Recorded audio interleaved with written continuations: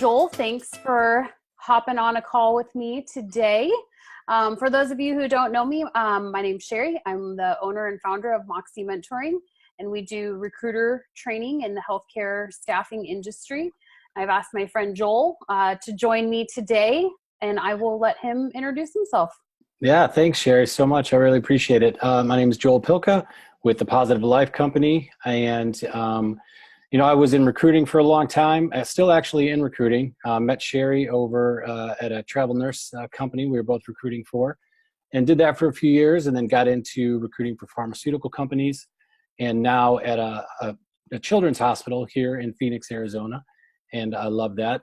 But lately, the Positive Life Company, my business partner, Amy Dixon, and I have been working on just more positive company culture and helping companies get a handle on that, and individuals within companies, and just how to just have a better work environment, really, and work on themselves.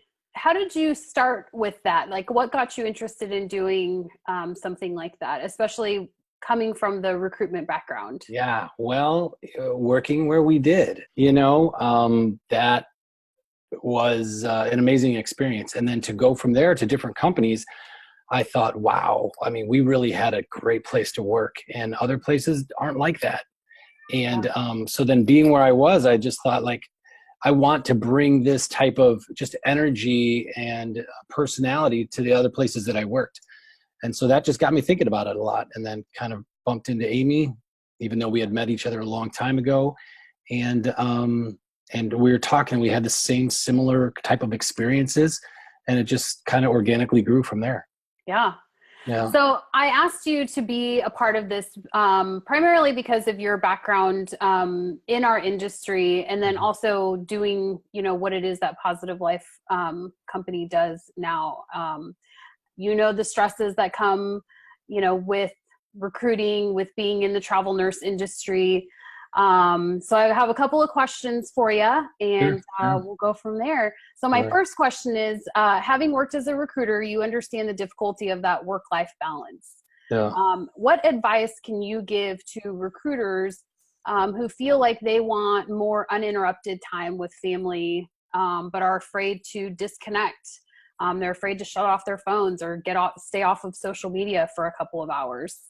Yeah, that's tough. It's just come down to planning. I mean, at some point you have to schedule it, just like everything else is what I've found. Whether it's everybody put your phone in the kitchen or whatever it is and turn it off until 9 p.m. I mean, like I say, my wife is finishing up law school, so she has studying to do in the evenings. And if we don't plan our family time, because we both have work to do in the evenings, then it doesn't get done. So you just kind of have to schedule that, because I know, you could be out on the golf course on the weekend, and here comes the phone call from a traveler who's traveling across the country. Right. And they need something. And I mean, I understand you need to be there, but if you don't take care of yourself, that's what this is all about, that you won't be able to do your job as best as you can. So really, it's pretty easy. I think, a lot of the things that sound easy, we don't do, but right. Scheduling, right. I think just schedule the time and say phones off from 6 to 8:30, and you can set the precedence with your travelers too. They'll be fine with that. That was going to be my next question. So I know that was something that I always did with my travelers, making sure that I let them know, recruiting is my job and I love to do it. It's exciting for me, and I love to be a part of that with you. But I'm also a mom, and I go home and I want to spend time with my kids, and they want to spend time with my family at the end of the day.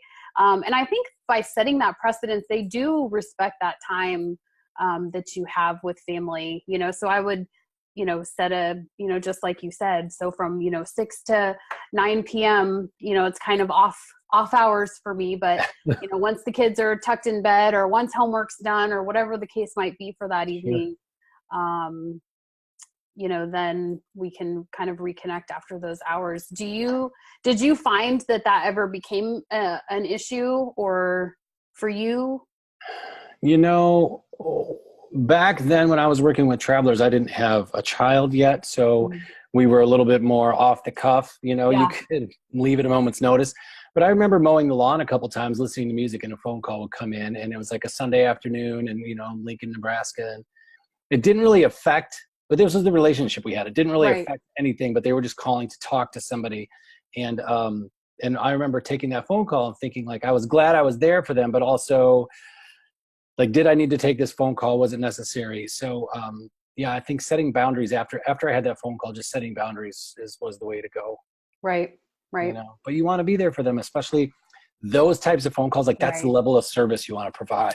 Right. You Well, know? and I think there's a difference from being available just to, you know, have a friendly conversation, or, they don't have anybody else to talk to. I think that's different than, hey, I'm going through this and I need somebody to talk to.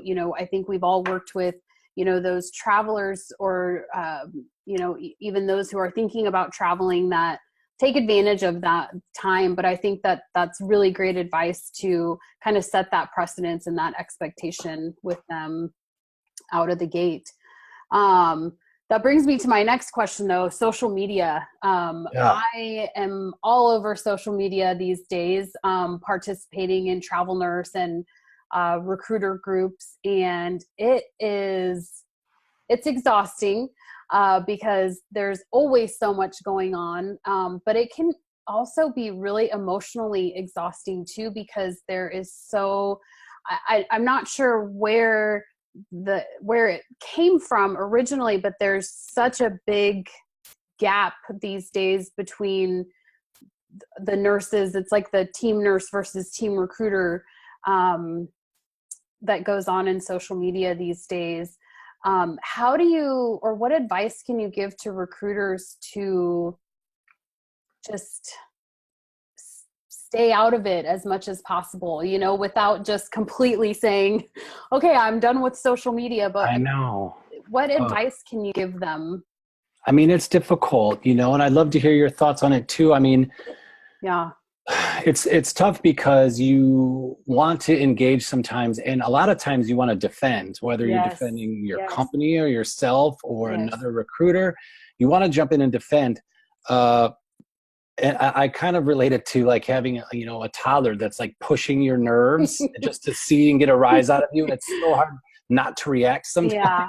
Yeah. But it's pretty much just try to not engage, or engage in the conversation around it, and then with Yeah. positive messaging. I mean, it's tough, and that's that's a battle that you'll fight, I think, for a while. So yeah, just bringing back a message, but just try not to get caught up in that fight, because I Right. don't think I think once you comment, and if it's a negative way, then it's already over. Right.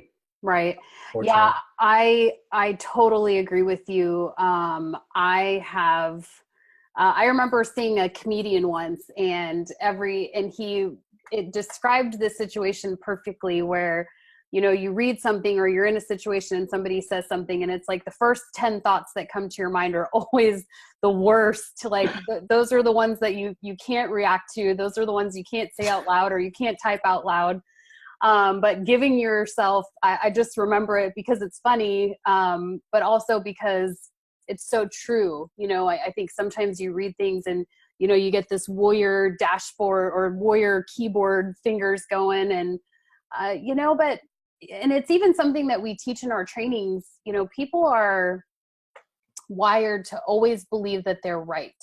If they're just wired to be that way. And so sometimes it doesn't matter what you say or how you say it. They're just going to think that their opinion is the right opinion. And that's okay. But knowing that, just choosing to not engage, or I challenge myself, and it's so hard sometimes, looking at maybe what somebody posts and wanting to post your opinion. But I try to look at, okay, what's something positive that could come from this? So this is what you experienced, but maybe what's the positive spin on that? Maybe. Yeah. I know It's it's tough. tough. And I think we go through this in our personal lives, let alone outside, business. And then you're thinking, the one thing too is, if you are, or if let's say you have a work Facebook page like I did when I was travel nurse staffing, and then you think your whole like reputation or credibility is kind of on the line, and then the company you're representing. So that's a whole nother ball game. And I wonder if companies even have rules in place for that too. like Yeah, here's some guidelines. I would venture to guess that some do. I see a lot of travelers out there that have like their name and then their company name, and then some that are just using their personal pages Hmm. for it. But it's tough. It's tough because especially when somebody's had a bad experience, whether it's been a Yeah. traveler that's had a bad experience or a recruiter that's had a bad experience, it's easy to get uh, biased about it, about moving forward, with, if you're a traveler and you've been burned by a recruiter, you're going to be more cautious when the next time you talk with or work with a recruiter. And even though they might be saying and doing all the right things to you, you're approaching it with a little bit of a chip. And I know that I was even guilty of that sometimes with nurses. You Sure. have a couple of nurses that don't work out because, I don't know, whatever reason, they walked off the job or, whatever the case might be. And then you kind of take that into the next conversation you have with the nurse, and you expect them all to be the same. It's just not the case, but it's hard. Oh. Do you have any advice on how to just, I think for me, it was a learning process, that just because it happened with one doesn't mean it's going to happen with all of them.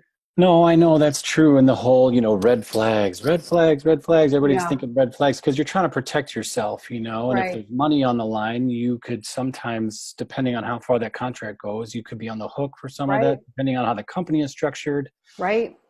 so I understand that, but I don't know. I think overall, you just, it's really good practice, right? It's really good practice for our personal lives Right. and stuff. So I think it's a healthy thing to work on, but, I mean, I guess advice is just recognize it and maybe take a pause, and then think like, hey, am I looking at this the right way? And then ask the questions, right? If you just want to ask questions and be honest, let Yeah. them tell you.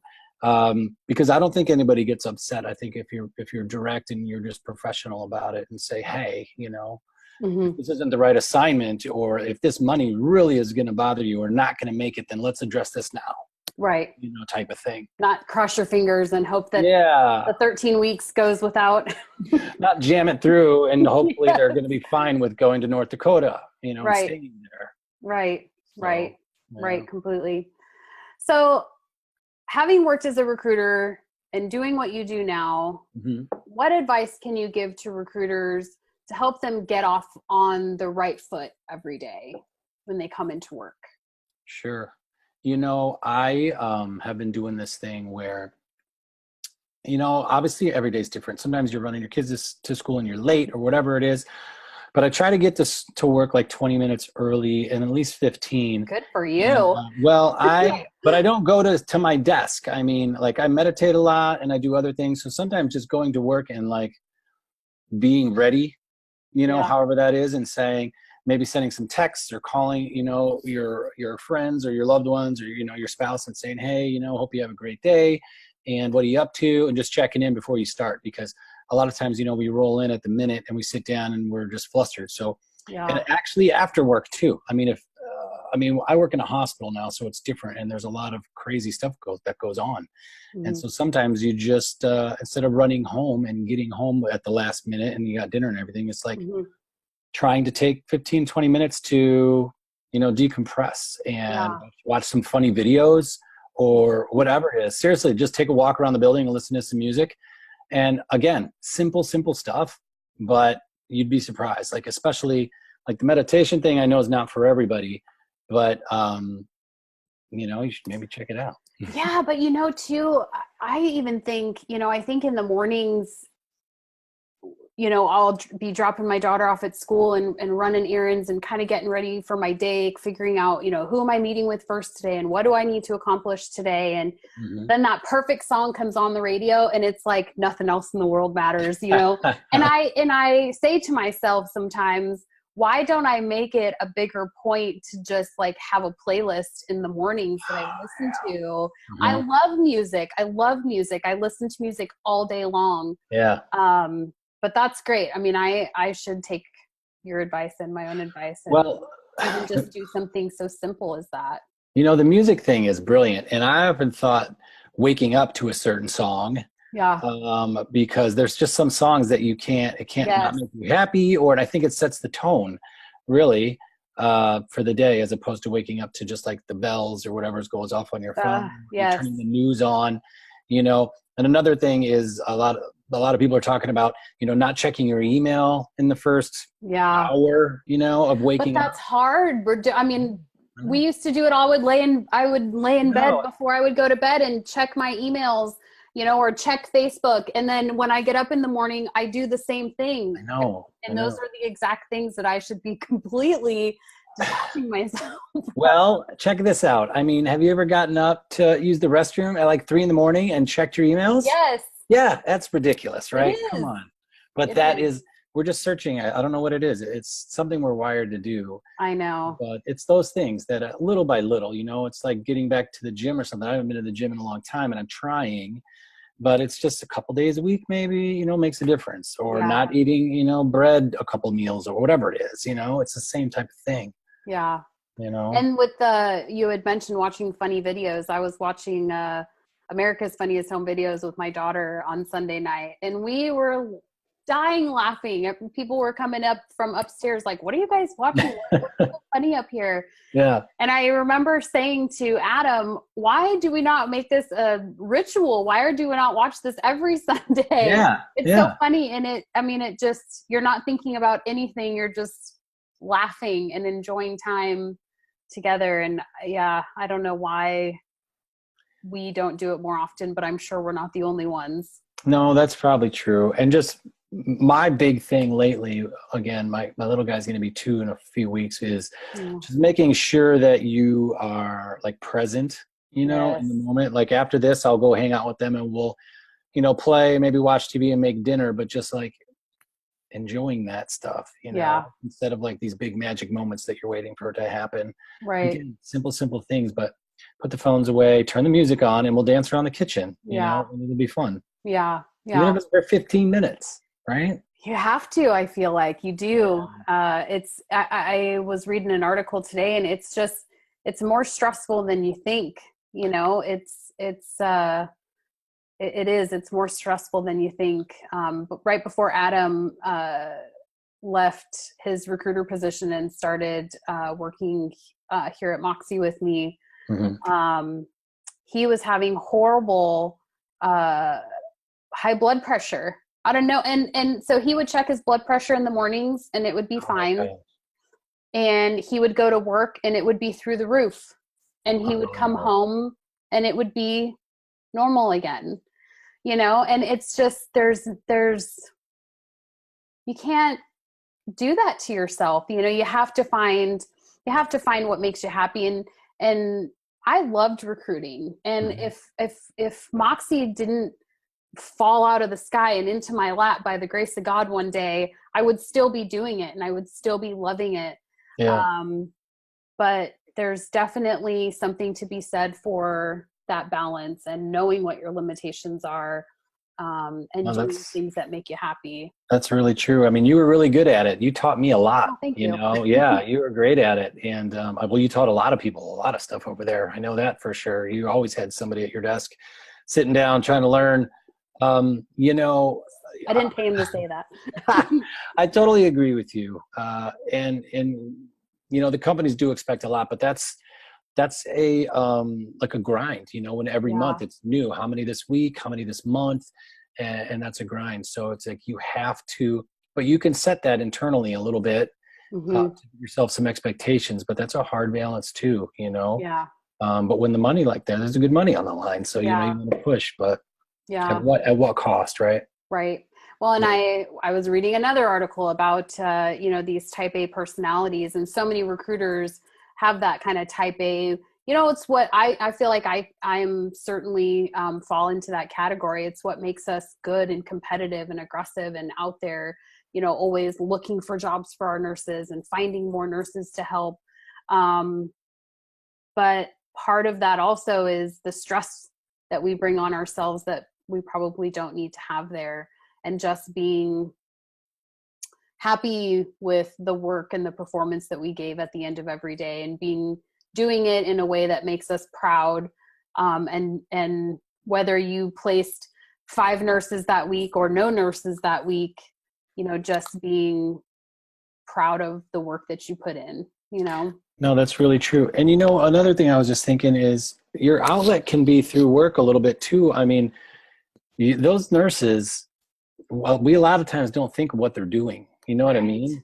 Those guys are stressed out and the burnout rate is high. And so connecting with them on a different level can help. Yeah, you know, that's a it great brings point. a little levity to both of your days. Yeah. You know, some of those nurses you just connect with and maybe you're still friends with online or sent you gifts or whatever. Yeah. Like that type of stuff. It's not going to happen every time, but just try to make sure you're bringing that to your desk, because I think it helps. Yeah, that's great advice too. So my last question, and then I want to know a little bit more about the work that you guys do kind of when you go into different office settings. But so we've all worked with other recruiters that are kind of those Debbie Downers, you know, those just kind of always negative people, never have anything positive to say, whether it's, you know, something that happened at work or somebody did something that made them mad. Or how do you deal with those people? You know, they're not going anywhere. You don't have the ability to just fire them and not have to sit next to them anymore. But what do you do? How do you handle that? You know, that stuff, again, these are great questions, but that one, what I've found is it's after the fact. So, you know, you're going to nod and deal with whatever they're telling you if you can't escape the situation, but it's after the fact. You can't perpetuate that by telling somebody else about it. Yeah. You know, you can't go then complain to your buddy about how negative they are, because you're just, then you guys are like, yeah, that's ridiculous. It's horrible. Why are they still, you know, working here? And then it just perpetuates the whole thing. That's the only thing I found, that if you talk about it after the fact, then it's really soaked into your life. Yep. You know, so that's really, you just can't bring it up to really anybody else, because what's that going to help? Yeah. So it's the only thing I've really found that I think helps the situation, because then if somebody didn't know about it and you brought it up, now it's spreading, you know? But so that's probably it. Yeah. You know? That's a good one. I used to, I'll share something with you that I did with my team once. Cause it was it was probably like around the holidays, probably getting into this time of year, where things are a little stressful. You know, hospitals aren't interviewing as quickly. Everybody's nervous because the holidays, you know, you're working and you've got kids and you've got to get holiday shopping done and you've got family coming into town. And I used to keep a jar on my desk, and excuse my French, but it was called the fuck it bucket. And what it was if anybody had a gripe or a complaint, if you could do something about it, then you needed to write it down and go do something about it. If it was something that really wasn't worth doing anything about, or that you had no control over, you would write it down, you would drop it in the bucket, and you would let it go. And it was kind of silly and corny, but I used it a lot. And I've coached a lot of recruiters too, to even get a journal. You know, if you don't want to do something as a team, you know, that's fine. You know, what's going on in your life is more personal, and you don't want to share that with other people. But you know, even getting a journal that you keep at your desk, and when frustrations come up or things start festering, you know, write it down and, you know, either do something about it or write it down and let it go. No, that's great. You know, the journaling part is great, because then you're not bringing it home. I love the bucket. That's great. And it's symbolic too. You know, it is. Some people will take it and they'll burn it or whatever. You know what I mean? They'll do something like that.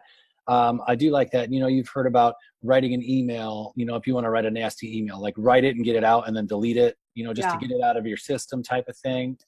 So I think that stuff actually does work on some level, you know. I think so too. So try it if you're looking for something to try. Yeah, seriously. So talk to me a little bit more about what you guys, what Positive Life Company does. Sure. So and where we can find you. The positivelifeco.com is our website, and we have a free 5-day like positivity challenge. You can sign up and you get an email each day just kind of giving you some things to go through to kind of help really in your personal life. And a lot of our stuff is online personal development for companies. So instead of trying to take the entire company on a retreat, which is impossible time-wise and financially, Right. we Nobody bring wants to take recruiters off the floor. yeah, exactly. And they can't afford to take everybody to a resort and do activities Right. and food and hotels. It's impossible. So we just bring it to their desks, and you can log in every day, and it's like a 4-week program, and it gives you things really you're working on yourself. And there's a lot of things in there where you're interacting within the company, but a lot of it is personal development. And we're saying instead of culture being like a top-down approach, really saturating the entire company with it, and more like, I guess, grassroots type stuff. Yeah, that's fantastic. Instead of just for the leadership, because there's still going to be leadership programs, but that's our approach to it. No, I love that. And I did your 5-day challenge, and I thought it was awesome. Yeah. Oh, I thought it was really cool. I thought it was very neat. There was some surprises, and I think one of them was, reaching out to a friend that you hadn't heard from in a long time, just to kind of say hello. And, you do it, and it kind of just spawns a conversation, and I know. it's just good for the soul sometimes. Well, you're right. And how many times, I'm sure this has to happen to everybody, but somebody calls you that you haven't talked to in a long time, but you're not in the position to take the phone call, or like, I don't want to talk right now, but you hey, it's one of those things. So it's going back and just connecting with, those people that you just absolutely love, that maybe you went to high school or college with or whatever. So it's a lot of relationship stuff, it's great. Cool. Yeah. Well, I appreciate you joining me today. I think, I really encourage you recruiters to check out Joel's website, sign up for the 5-day challenge. It's a lot of fun. And really, truly, I know that so many of you are committed to this craft, and I applaud you, because it is not easy.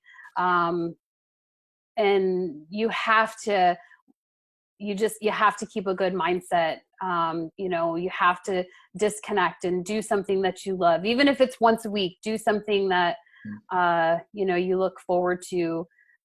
Joel's company really encouraged me to start working with a rescue group, an animal rescue group here in Omaha. And so I do some things for them a couple times a month, and I love it. It gives me all the feels, all the feels that I need. So that's awesome. Yeah, it's really cool. So thank you so much. Check out I appreciate it. Website at thepositivelifeco.com. Absolutely. And you can find us on moxiementoring.me, or check out our Facebook pages. I'll make sure to include them in the link. Thank you so much. Thank you.